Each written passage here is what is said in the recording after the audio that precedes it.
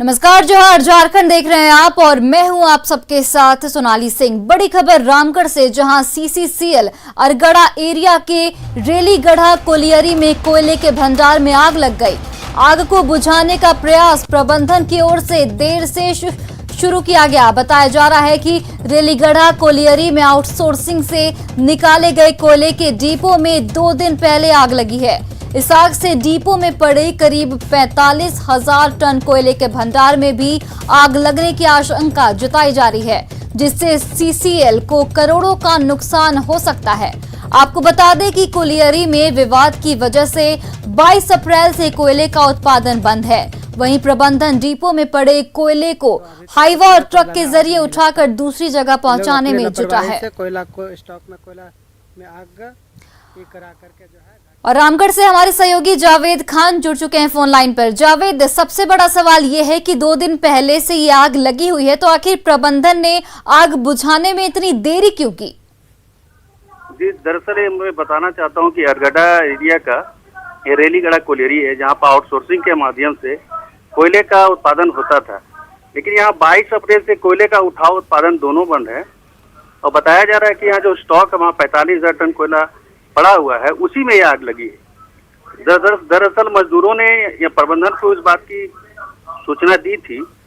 उसके बाद प्रबंधन आनंद फानंद में यहाँ पे टैंकर के माध्यम से आग बुझाने का काम कर रही है, लेकिन इसमें देरी हो चुकी है। जावेद, आग लगने की वजह आखिर क्या है?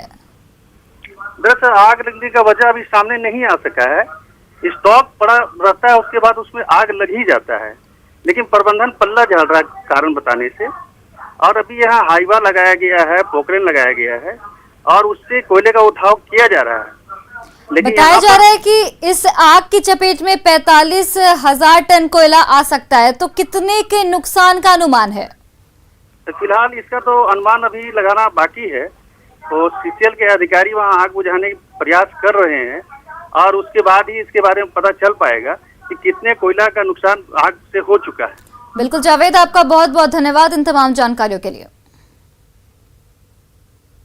कोरोना वायरस की वजह से लगे लॉकडाउन में लोग परेशान हैं। ऐसे में देवघर के बाबा मंदिर पर आश्रित लोगों की परेशानी कम करने के लिए जिला प्रशासन की ओर से सूखा राशन का वितरण किया जा रहा है।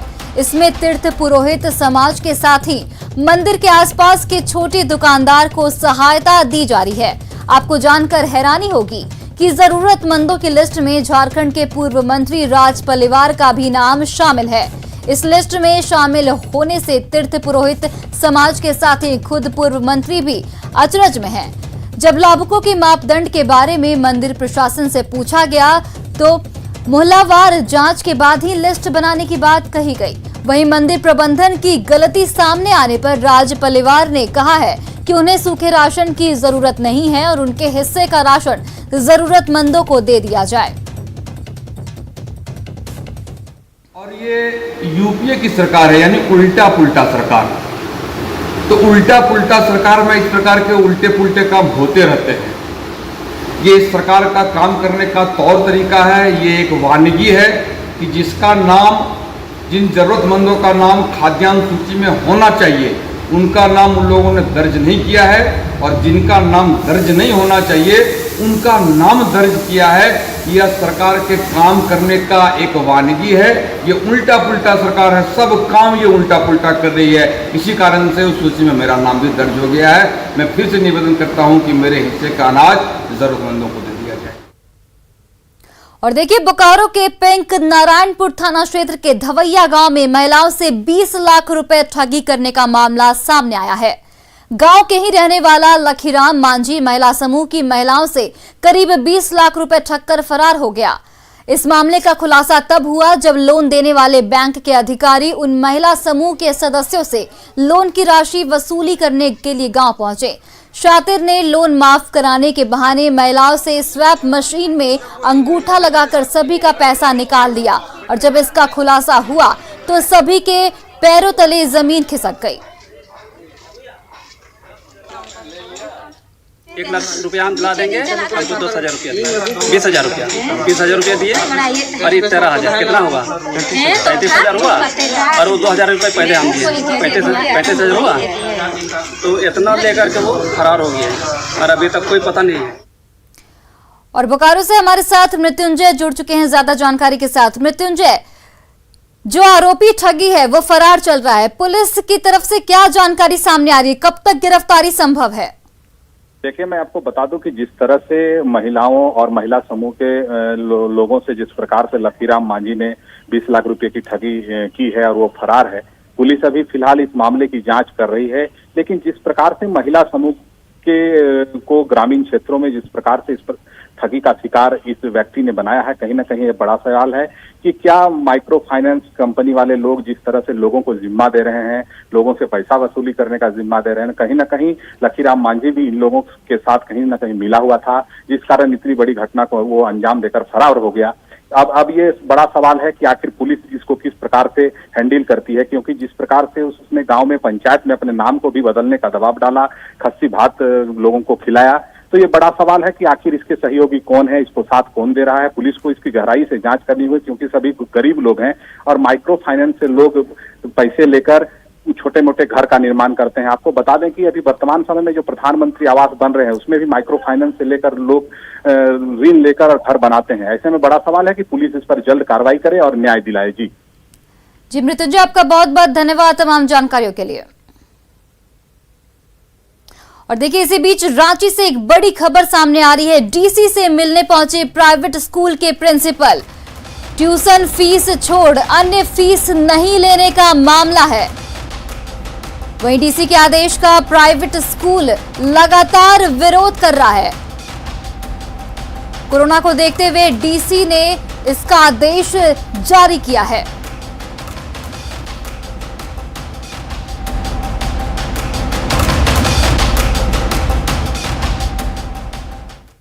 धनबाद का भगत मोहल्ला रात के अंधेरे में बम धमाके से थर्रा उठा। हेलमेट पहनकर आए अपराधियों की एक एक हरकत सीसीटीवी कैमरे में कैद हो गई।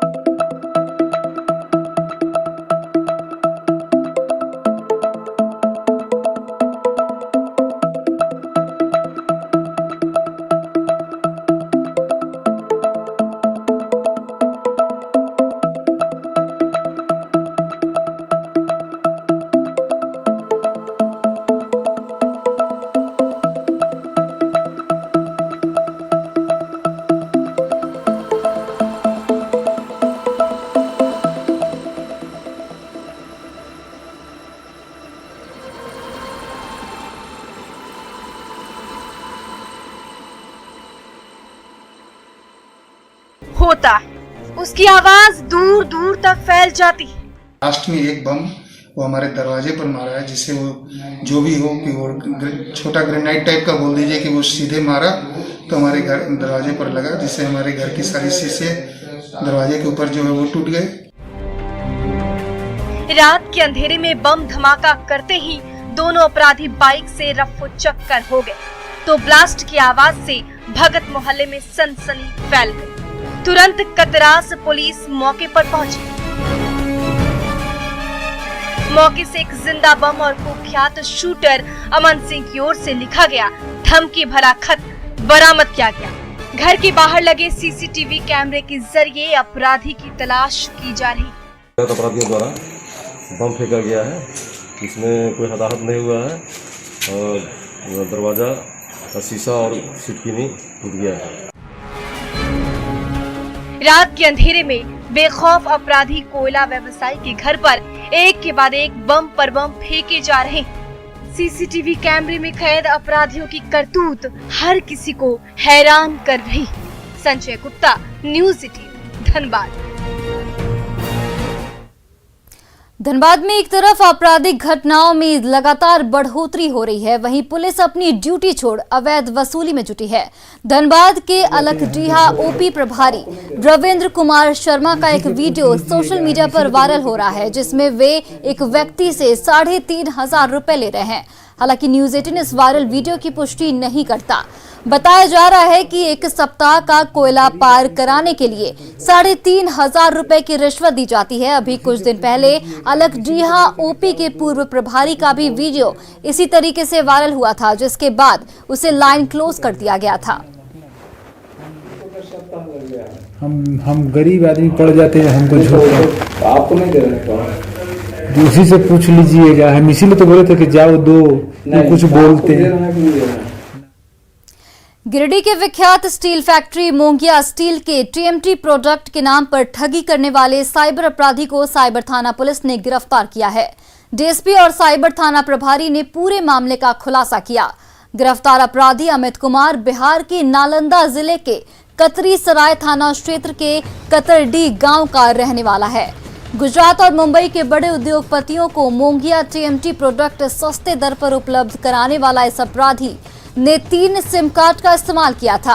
अब तक वो मोंगिया स्टील के नाम पर 2.5 लाख की ठगी भी कर चुका है और कंपनी के फेसबुक पेज को हैक कर कई महीने से वारदात को अंजाम दे रहा था।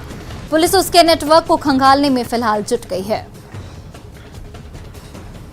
मोंगिया स्टील प्रबंधन द्वारा हम लोगों को कुछ दिन पहले एक शिकायत उपलब्ध कराया गया था, जिसमें उनके द्वारा बताया गया था कि कुछ लोगों के द्वारा फर्जी सिम और फर्जी डॉक्यूमेंट वगैरह बनाए गए हैं तथा वो लोग मोंगिया स्टील के नाम से ठगी कर रहे हैं। वो वैसे लोग जो फेसबुक पर मोंगिया स्टील के जो फेसबुक पेज है उनका जो लोग कमेंट करते हैं, उन सब लोगों से ये संपर्क करते हैं फर्जी सिम के आधार पर और फिर उन लोगों से संपर्क करके फर्जी इनवॉइस वगैरह भेज करके और मोंगिया स्टील का जो अपना इनका जो उत्पाद होता है उसकी डिलीवरी के बारे में कुछ लोग दावा करते हैं और ठगी का प्रयास कर रहे थे। वहीं गढ़वा के चिनिया थाना क्षेत्र से 22 जून को अगवा 2 युवतियों को पुलिस ने रांची के एक होटल से बरामद कर लिया है। अपहरण कांड में 2 लोगों को पुलिस ने गिरफ्तार किया है। जब दोनों युवती सड़क किनारे टहल रही थी तो रामदयाल कोरवा और प्रदीप कोरवा ने अपहरण कर लिया था, लेकिन पुलिस ने मोबाइल ट्रेस कर दोनों युवती को बरामद कर लिया। इस अपहरण कांड का खुलासा करते हुए पुलिस ने यह भी कहा कि 2 फरार आरोपियों को भी जल्द ही गिरफ्तार कर लिया जाएगा।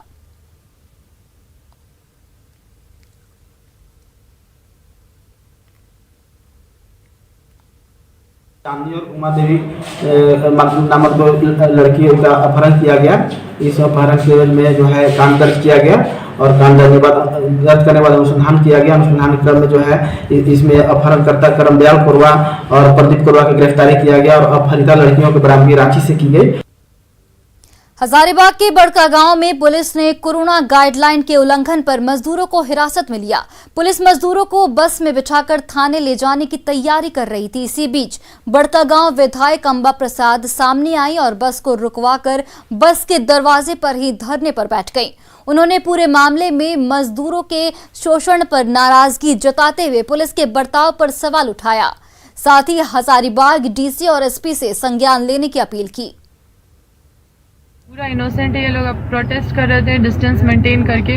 किसी भी तरह का ऐसा कोई फोटो नहीं है, कोई ऐसा प्रूफ नहीं है जो कोई कह दे कि एक भी आदमी कह दे कि ये लोग कुछ ऐसा इलीगल काम किया था। कुछ भी नहीं किया था, बस अपना मांग को लेके बैठा हुआ था। उसी में अब ये किस तरफ से हुआ है, किस इशारे से हुआ है, लेकिन इन लोगों को बस में बैठा के सीधा जेल भेजने का तैयारी किया जा रहा था। और मेरे आंख की नज़र से, मेरे नज़र के सामने ये सारा गलत चीज़ हम बर्दाश्त नहीं कर सकते। कानूनी प्रक्रिया है, विधि व्यवस्था का संधारण करना पुलिस का दायित्व बनता है। और उसी दौरान बड़का गांव में कुछ घटनाएं घटी है जहां धरना प्रदर्शन के दौरान लोग ढीला पत्थर किए हैं, जिसके तहत और सोशल डिस्टेंसिंग का भी अनुपालन नहीं किया गया है। और जामताड़ा विधायक इरफान अंसारी ने पागल हाथी को मारने की गुहार लगाई है। दरअसल कर्माचांड के कदरूडी में जंगली हाथी ने कोहराम मचा रखा है। कई घरों को तोड़ दिया गया है। विधायक ने कहा था कि इस पागल हाथी ने कई लोगों की जान भी ले ली है, ऐसे में इसे मारने का आदेश देना चाहिए। अभी हम आए हैं और जंगल के पदाधिकारियों से कहेंगे वन विभाग के पदाधिकारी से कहेंगे कि उचित मुआवजा उसको दे और सारा घर बनवाइए और जो जंगली हाथी है उसको आप लोग मार दीजिए उसको। ये मेरा मांग है। और देखिए, सरकारी स्कूल के छात्र छात्राओं के लिए आज से आकाशवाणी और दूरदर्शन पर पढ़ाई शुरू हो गई। आकाशवाणी से सप्ताह में 5 दिन और दूरदर्शन से 3 दिन क्लास चलेगी। झारखंड में पहली बार रेडियो पर 9वीं और 12वीं तक के छात्र पढ़ाई कर रहे हैं। बाद में बाकी बचे क्लास को भी इससे जोड़ने की योजना है। झारखंड के 5 आकाशवाणी केंद्र रांची, जमशेदपुर, चाईबासा, हजारीबाग और डाल्टनगंज के साथ साथ बिहार के भागलपुर में आकाशवाणी केंद्र से भी क्लास का आयोजन किया जा रहा है। इसमें हर दिन 10-10 मिनट का 2 बार आकाशवाणी के माध्यम से क्लास का प्रसारण होगा। वहीं मीडिया, वेब और FM चैनलों पर सुबह और शाम यह पढ़ाई होगी। अभी जमशेदपुर और चाईबासा में FM पर इसका प्रसारण होगा। बाद में बचे सभी क्लास को भी इससे जोड़ा जाएगा। संक्रमण के बढ़ते प्रभाव को लेकर तीसरी वेव, 2 वेव तो पार कर गया, तीसरी वेव को लेकर सरकार जागरूक है। आप देख सकते हैं कि मैं इस समय कांके प्रखंड के सुकुरहुट्टू पंचायत में हूं और सामुदायिक केंद्र है। यहां आप देख सकते हैं अपने टीवी स्क्रीन के माध्यम से बच्चे रेडियो के माध्यम से यहां पढ़ाई कर रहे हैं। झारखंड के 5 आकाशवाणी केंद्र पर पढ़ाई शुरू हुई है। आकाशवाणी और दूरदर्शन के माध्यम से बच्चों को पढ़ाया जा रहा है। 12 मार्च 2020 से कोरोना संक्रमण के बढ़ते प्रभाव को लेकर पढ़ाई बंद हो गई, ऑनलाइन क्लास शुरू है। लेकिन अब सरकार की पहल है, पूरे झारखंड और बिहार का 6 आकाशवाणी केंद्र और दूरदर्शन के माध्यम से पढ़ाई शुरू हुई है। मैं सीधे यहाँ के जो स्टूडेंट हैं उनसे सीधे बात करेंगे। आकाशवाणी केंद्र से पढ़ाई शुरू हुई है, क्या आपने सीखा और आपने कैसे जाना? ये सरकार के द्वारा जो उठाया गया है कदम वो बहुत ही अच्छा है रेडियो के द्वारा, और इससे गांव के बच्चों को बहुत ही लाभ हो रहा है इससे। तो ये बहुत अच्छा कदम है सरकार की तरफ से।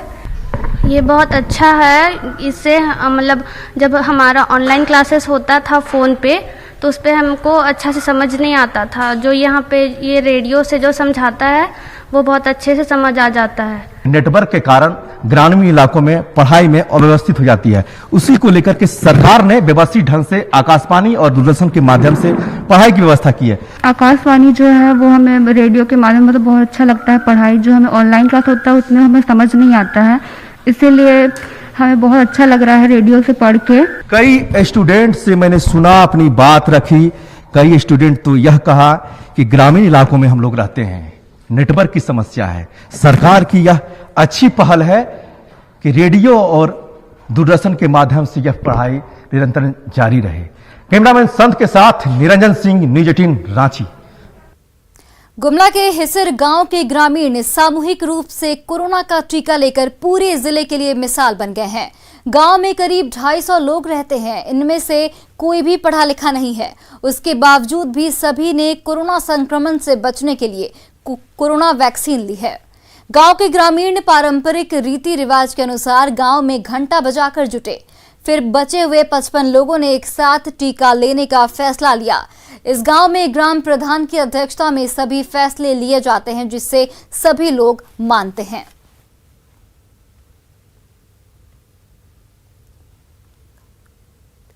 यहाँ पर वैक्सीनेशन का शिविर लगा हुआ है, जिसमें हम अपना वैक्सीनेशन करवाए और ये वैक्सीन सुरक्षित है और इसमें किसी को ये घबराना नहीं है। हम लोग सब ले रहे हैं, हर कोई को हम लोग लेने का भी प्रोत्साहन कर रहे हैं। सुदूरवर्ती क्षेत्र हिसिर गांव में आज कोविड-19 के रोकथाम के लिए आज यहाँ वैक्सीनेशन का कार्यक्रम चल रहा है।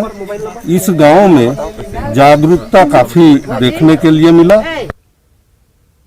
जागेश्वर गंजू और उनकी टीम के प्रयास से रामगढ़ के उरेज के जंगल को बचाया जा रहा है। जंगल के पेड़ पौधे अवैध पत्थर कोयला खनन से उजड़ने के कगार पर थे, लेकिन अब वहां चारों ओर हरियाली है। टीम के प्रयास का नतीजा है कि आज उरेज के जंगल में कई कीमती पेड़ तेजी से बढ़ गए हैं।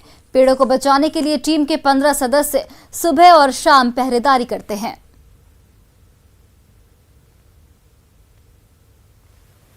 जो सखुआ उखुआ जो वैसा कीमती पेड़ है उन लोग को हम लोग हर हाल में नहीं काटने का बोलते हैं। हम लोग ये भी मुहिम चलाए हुए हैं कि अगर महुआ चुनने के टाइम भी हम लोग आग लगाते हैं तो बुता देते हैं, जितना जरूरी रहता है आग जला के फिर बुता देते हैं। हम लोग साफ सफाई करके बुता देते हैं, ये मुहिम चलाए हुए हैं। और चलिए अब देखते हैं झारखंड 2020।